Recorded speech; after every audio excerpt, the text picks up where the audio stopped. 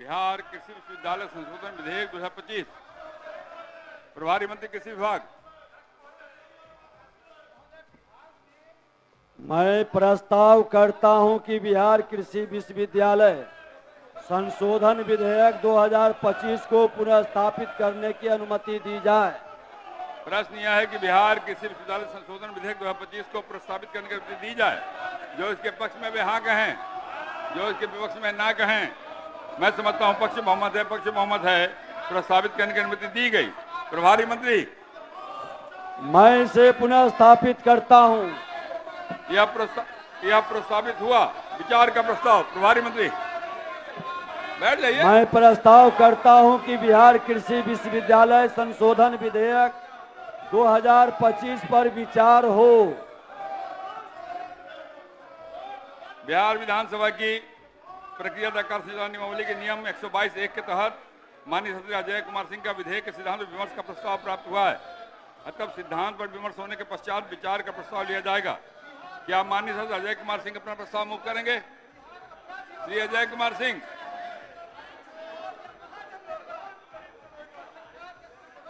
प्रश्न यह है, संयुक्त प्रवर समिति का प्रस्ताव। इसमें माननीय सदस्य अजय कुमार सिंह द्वारा संयुक्त प्रवर समिति का प्रस्ताव आया है।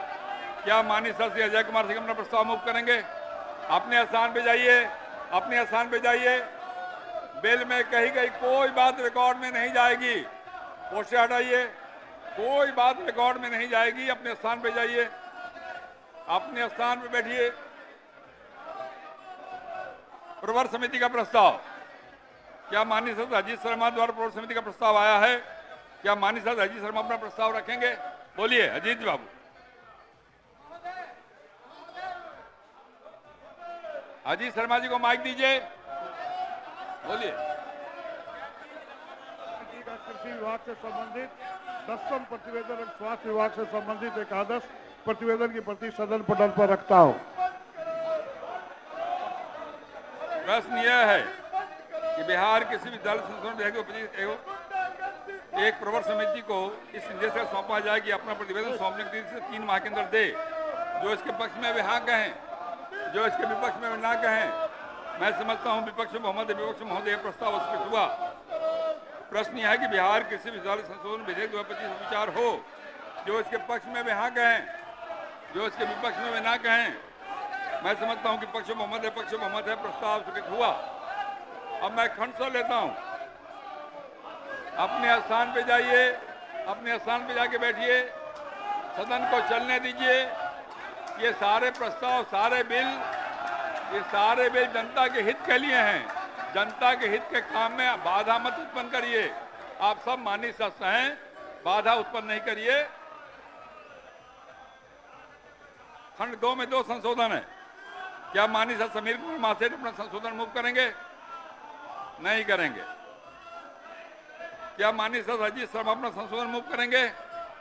नहीं करेंगे। प्रश्न यह है कि खंड 2 इस विधेयक का अंग बने। जो इसके पक्ष में वे हाँ कहें, जो इसके विपक्ष में वे ना कहें। मैं समझता हूं पक्ष बहुमत है, प्रस्ताव स्वीकृत हुआ। खंड 2 इस विधेयक का अंग बना। प्रश्न यह है कि खंड 1 इस विधेयक का अंग बने। जो इसके पक्ष में वे हाँ कहें, हाँ तो कहिए। जो इसके पक्ष में वे हाँ कहें। मंत्री जी हाँ तो कहिए, हाँ तो कहिए। अरे हाँ तो कहिए। जो इसके विपक्ष में वे ना कहें। मैं समझता हूं पक्ष बहुमत है, प्रस्ताव स्वीकृत हुआ। खंड 1 इस विधेयक का अंग बना। प्रश्न यह है कि प्रस्तावना इस विधेयक का अंग बने। जो इसके पक्ष में वे हाँ कहें, जो इसके विपक्ष में ना कहें। मैं समझता हूं पक्ष बहुमत है, प्रस्ताव स्वीकृत हुआ। प्रस्तावना इस विधेयक का अंग बनी। प्रश्न यह कि नाम इस विधेयक का अंग बने। जो इसके पक्ष में वे हाँ कहें, जो इसके विपक्ष में वे ना कहें। मैं समझता हूं कि पक्ष बहुमत है, प्रस्ताव स्वीकृत हुआ। नाम इस विधेयक का अंग बना। स्वीकृति का प्रस्ताव। प्रभारी मंत्री। मैं प्रस्ताव करता हूं कि बिहार कृषि विश्वविद्यालय संशोधन विधेयक 2025 स्वीकृत हो। आप कुछ बोलना चाहते हैं, बोलिए। अध्यक्ष महोदय, वर्तमान में कृषि रोड मैप अंतर्गत राज्य सरकार द्वारा कृषि अनुसंधान एवं शिक्षा को बढ़ावा दिया जा रहा है। बिहार कृषि विश्वविद्यालय सबौर की स्थापना बिहार कृषि विश्वविद्यालय अधिनियम 2010 के द्वारा की गई है। वर्ष 2006 के बाद बिहार कृषि विश्वविद्यालय के अधीन सहरसा, पूर्णिया, किशनगंज, डुमरांव कृषि महाविद्यालय एवं नूरसराय, नालंदा में उद्यान महाविद्यालय स्थापित किया गया है।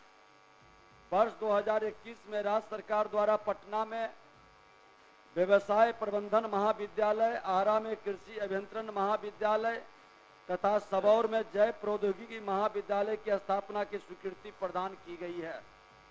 इस प्रकार राज्य में गुणवत्तापूर्ण कृषि शिक्षा एवं अनुसंधान का दायरा काफी वृहद हुआ है। महोदय, आज सभी तकनीकी संस्थान माननीय मुख्यमंत्री जी के नेतृत्व में बिहार में एनडीए सरकार ने engineering college, polytechnic college, ANM, GNM college, ITI, अब तो मेडिकल कॉलेज भी पूरे बिहार के हर जिले में खुल गया है। और अब कृषि के क्षेत्र में जहां हमारे 76% आबादी एग्रीकल्चर पर निर्भर करता है और 93% लघु सीमांत किसान हैं, छोटे छोटे किसानों के बाल बच्चे भी एग्रीकल्चर विश्वविद्यालय के अंदर पढ़कर जानकारी लेकर अपने एग्रीकल्चर में परंपरा और नए तकनीक के साथ हम उस क्षेत्र में आगे बढ़ सकते हैं। आज गुणवत्तापूर्ण कृषि शिक्षा एवं अनुसंधान का दायरा काफी वृहद हुआ है। बिहार कृषि विश्वविद्यालय अधिनियम 2010 की अध्याय 2 की धारा 7-11 में राज्य सरकार के पूर्व अनुमोदन से शिक्षण, शोध एवं विस्तार शिक्षा के पदों का सृजन करना एवं ऐसे पदों पर व्यक्तियों को नियुक्त करना तथा धारा 7-12 में राज्य सरकार के पूर्व अनुमोदन से प्रशासनिक और अन्य पदों का सृजन करना, ऐसे पदों पर व्यक्तियों को नियुक्ति का प्रावधान है। बिहार कृषि विश्वविद्यालय सबौर भागलपुर के द्वारा की गई नियुक्तियों के कारण विभाग को लगातार शिकायत पत्र, ईमेल के माध्यम से परिवाद, मौखिक रूप से अभ्यर्थी एवं अन्य माध्यम से शिकायतें प्राप्त हो रही है, जिससे नियुक्ति की विश्वसनीयता एवं पारदर्शिता पर प्रश्न उठता रहा है। और जब राज्य सरकार के पास हमारे नियुक्ति का सक्षम एजेंसी है, तो फिर बाहर के एजेंसी से हम भ्रष्टाचार को, करप्शन को बढ़ावा देने के वातावरण को खत्म करने के लिए ये कदम उठाए हैं। माननीय मुख्यमंत्री जी के निर्देश और सहमति से कि बिहार में करप्शन पर जीरो टॉलरेंस, इस तरह की बहाली कहीं न कहीं प्रतिभा का हनन करता है और प्रतिभावान लोग इससे हताश और निराश होते हैं। अतः सरकार द्वारा बिहार कृषि विश्वविद्यालय अधिनियम 2010 के अध्याय 2 की धारा 7, 11 एवं 12 में संशोधन को आवश्यक समझा गया। इस संशोधन से नियुक्ति प्रक्रिया पारदर्शी, विवाद मुक्त और विश्वसनीय हो सकेगी, जिससे योग्य अभ्यर्थियों के साथ किसी भी प्रकार के अन्याय पर रोक लगेगी। निश्चित रूप से इस संशोधन से राज्य में कृषि शिक्षा और अनुसंधान की गुणवत्ता को और संरक्षित संवर्धित करने में मदद मिलेगी।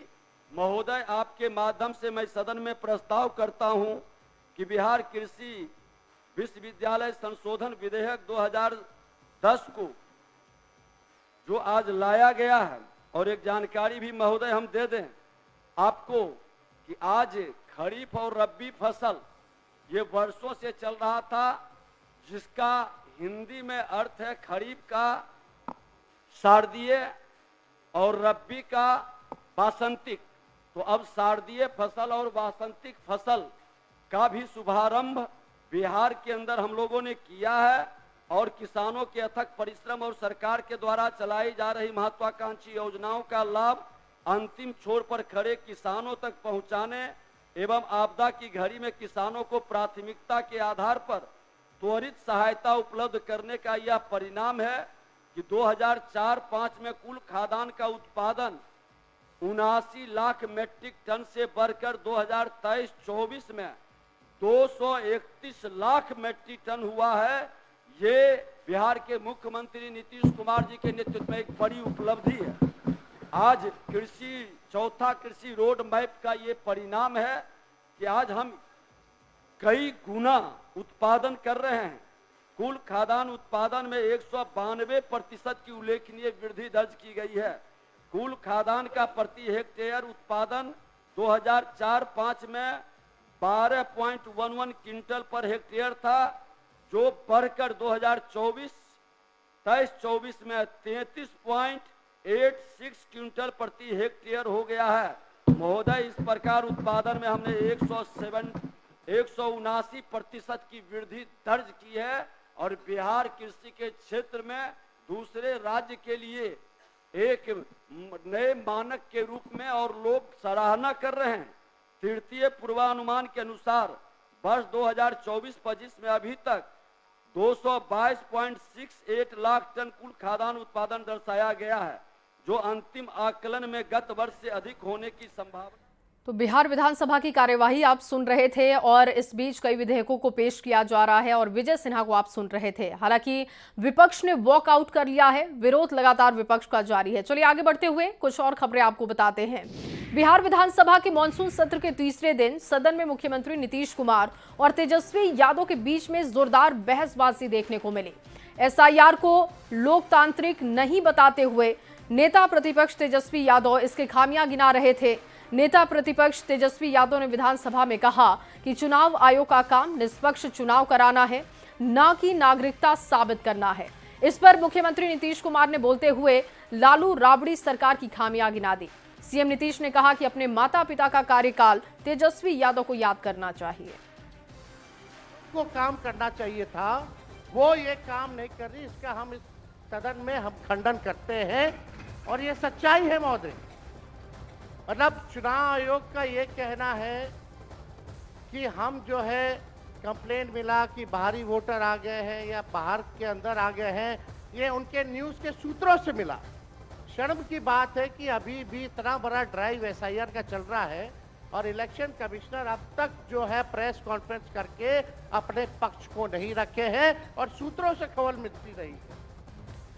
2003 में ये ड्राइव हुआ था महोदय, जब अटल जी की सरकार थी।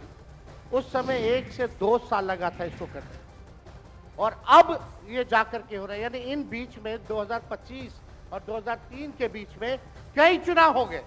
यानी हम मान लें कि नीतीश कुमार जी मुख्यमंत्री बने हैं तो वो फर्जी मुख्यमंत्री बने हुए हैं। अगर नीतीश मोदी जी का चुनाव हुआ तो वो फर्जी मुख्यमंत्री बने हुए, या हम जितने विधायक हम भी चुन करके आए हैं तो वो फर्जी वोटर से बात ही बोल रहा है। अरे काहे के लिए बोल रहे हो? जब उम्र तुम्हारा कम था, तुम्हारे पिताजी 7 साल मंत्री थे और उसके बाद तुम्हारी माता 7 फिर मंत्री रही, आज तुम मुख्यमंत्री रहे। और उसके बाद क्या उस समय की स्थिति है? अगर चाहोगे तो पहले क्या था और उसके बाद से जब 20 साल हुआ, हम तो 9 महीना नहीं भी रहे, हमने दूसरे को दे दिया। और सारा का सारा बीच में 1.5 साल आप लोगों को भी किया, लेकिन आप लोग भी ठीक नहीं कर रहे थे तो छोड़ दिया। अब हम लोग जो साथ में रहे शुरू से, अब उन्हीं के साथ सब दिन रहेंगे। तो सीएम नीतीश के बोलने के बाद बिहार विधानसभा में आरजेडी विधायक भाई वीरेंद्र की एक टिप्पणी के बाद अध्यक्ष नंद किशोर यादव ने गहरी आपत्ति जताई। सुनते हैं। बाहर करेंगे आपको हम। अगर वीरेंद्र जी सुना मेरी आप, नहीं ये गलत बात है, ये गलत बात है। बैठिए आप। वीरेंद्र जी निकाल बाहर करेंगे आपको हम। अगर आप मना करिए तो निकाल बाहर करेंगे हम। ये तरीका नहीं है। ये तरीका हो सकता है क्या? ये कौन तरीका हो सकता है? सीमा में रहिए। ये कौन तरीका हो गया यार? ये कौन तरीका बताइए आप? अरे बैठ नहीं तो मैं छोड़ देता हूँ, मैं बंद करता हूँ। नहीं ये कैसे हो सकता है? बताइए आप, क्या तरीका है ये? वो क्या बोल रहे हैं? ये क्या बोला इन्होंने? ये कोई बात नहीं, ये नहीं हो सकता। बैठ लो। अरे मैं ये क्या बोलती है बताइए अभी? आप क्षमा मांगे पर नहीं, क्षमा मंगवाइए। नेता विरोधी क्षमा मंगवाइए तब होगा, नहीं तो हाउस नहीं चलेगा। तो देखिए अध्यक्ष कहते रहे कि माफी मांगा जाए, लेकिन भाई वीरेंद्र ने कहा कि मैं माफी नहीं मांगूंगा, मैंने कोई गलत शब्द नहीं कहा, मैं अपने बयान पर कायम हूं। वो लोग कह रहे थे कि हमारे नेता को बोलने से रोका जा रहा था और उसमें इस तरह की बात बोली जा रही थी। भाई वीरेंद्र के रहते हमारे नेता को नहीं बोलने देगा तो भाई वीरेंद्र को जितना दुश्वार हो जाएगा। अच्छा, तो वो लोग बोल रहे हैं कि आपको माफी मांगना होगा। कैसे माफी मांगना पड़ेगा? काहे को माफी है? गुंडा राज चलाने वालों से भाई वीरेंद्र माफी मांगेगा? ये नहीं है, संभव नहीं है। लेकिन उन्होंने कहा कि आप लोग अरे गुंडा राज चलाने वालों से माफी भाई वीरेंद्र नहीं मांगेगा। लेकिन वो लोग कह रहे हैं कि आप नहीं इंसान मांगेंगे। का पैर पकड़ लूंगा। गुंडे लोग का राज है, उसका माफी नहीं मांगेगा। सदन कार्रवाई खत्म भी होगी तो उसके बाद भी आप में और 2 मंत्रियों में भसाभसी हो रही थी। नहीं, हमसे बहसाबसी नहीं हो रही थी, हम तो टुकुर टुकुर देख रहे थे। और वहीं डिप्टी सीएम विजय सिन्हा ने कहा कि विधानसभा में जिस भाषा का प्रयोग किया गया वो सही नहीं है। ये 90 का दशक नहीं है। एसआईआर पर लोगों को विपक्ष भड़का रहा है। ये भूल गए हैं कि ये 90 का दशक नहीं है। जनता को भरमाने का, एसआईआर पर लोगों को बरगलाने का ये बयानबाजी कर रहे हैं। संवैधानिक संस्था का अपमान कर रहे हैं। लोकतंत्र में इनको विश्वास नहीं है। मुख्यमंत्री ने तो साफ कहा कि 2 दिन के बाद सदन खत्म होगा, चुनाव में जाइए, जनता मालिक है, जिसको जनता आशीर्वाद देगा आइए। उसका ये विरोध कर रहे हैं। और जिसका बाप का है ये शब्द का उपयोग पर हमने कहा कि माफी मांगिए। ये माफी नहीं मांगना। ये जंगल राज वाले लोग गुंडा राज का प्रदर्शन सदन के अंदर और सदन के बाहर कर रहे हैं। और वहीं विधानसभा के मॉनसून सत्र के तीसरे दिन विपक्ष ने सदन में एसआईआर का मुद्दा उठाया। बिहार के नेता प्रतिपक्ष तेजस्वी यादव ने इस दौरान विपक्ष की सभी बातों को सदन में रखा। पर जो है चर्चा जो है कराई जाए। और कल भी हम लोग जो है स्पीकर महोदय से बाहर भी मिले, हम लोग सदन के अंदर मिले और अपना प्रस्ताव को पूरे विपक्ष के लोगों ने रखा। और आज हमको उन्हीं की अनुमति से आज सदन में बोलने का मौका मिला। हम लोगों ने अपनी बात को रखा एसआईआर को लेकर के, चाहे टाइमिंग का सवाल हो या डॉक्यूमेंट का सवाल हो, या जो बिहार के लोग जो पलायन करके दूसरे राज कमाने खाने गए हैं उनकी जहाँ तक बात हो, या जो इलेक्शन कमीशन का कल लगभग 55 लाख लोगों का उन्होंने अनुपस्थित पाया, या सुप्रीम कोर्ट में जो इलेक्शन कमीशन ने हलफनामा जो दिया उसको लेकर के हम चर्चा कर रहे थे, अपनी बात को रख रहे थे।